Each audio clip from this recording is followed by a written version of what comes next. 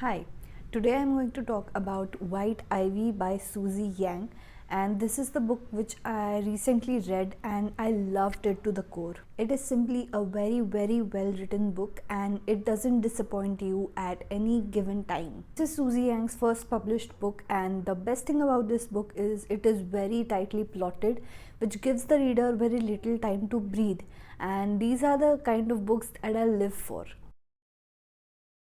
So the author Susie Yang was born in China, but later she moved to the United States where she received a doctorate in pharmacy.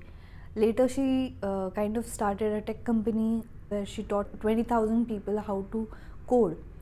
After that she moved on to creative writing, moved across United States, Europe and Asia, and currently resides in the United Kingdoms. So coming back to the book, this is a story about a family who has moved from China to the United States in Massachusetts, and after that they moved to New Jersey. The protagonist of this book is Ivy Lynn, who is constantly after wealth and status, being deprecated of both since her childhood. Intimidated by her poor financial status of her own family, she wants to blend in by procuring material things by this way or that way.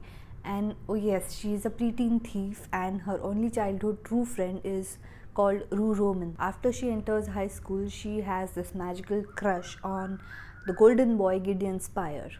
As Ivy Lynn enters her teenage years, she is sent to China for her summer vacation by her family, and there she lives with her wealthy relatives, and it is there that she gets her first exposure to a wealthy lifestyle. Also, she is looked up for simply being an American by the local people in the country. Then the book skips 10 years ahead, and now Ivy Lynn is a second grade teacher who is living an unwishful life, and it is then at a party where she bumps into Gideon Spire and they kind of rekindle their romance, their childhood romance. This whole story does not make you hate Ivy Lynn for her selfish behavior, but it does not make you love her either. Parallels are drawn between White Ivy and The Great Gatsby and this whole idea of American Dream by Claire from Claire Reads Books, and I have linked her video in the description box below. Please go ahead and check it out if you want to.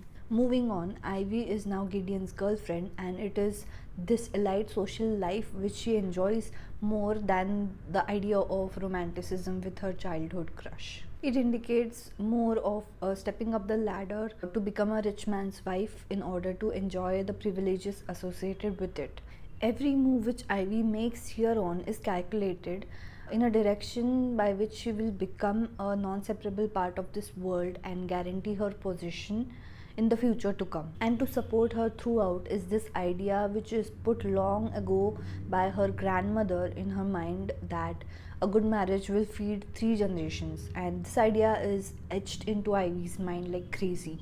As she progresses in her goal by meeting her boyfriend's family, it is here that a blast from her past enters her life, and I actually began to enjoy this book more from this part onwards. And it is with this character that I connected more in the book as compared to Ivy, because they called spade a spade with total and brutal honesty, unlike Ivy. Though the book ends with what Ivy wants, it is not exactly the way she wishes things to be, and she has to live her life compromised because something has changed very drastically. All this makes Ivy realize one thing, that she is not alone in this game. This is the one book which I have mixed feelings about, because firstly, when I started reading the book, I couldn't put it down and finished it in 2 or 3 readings.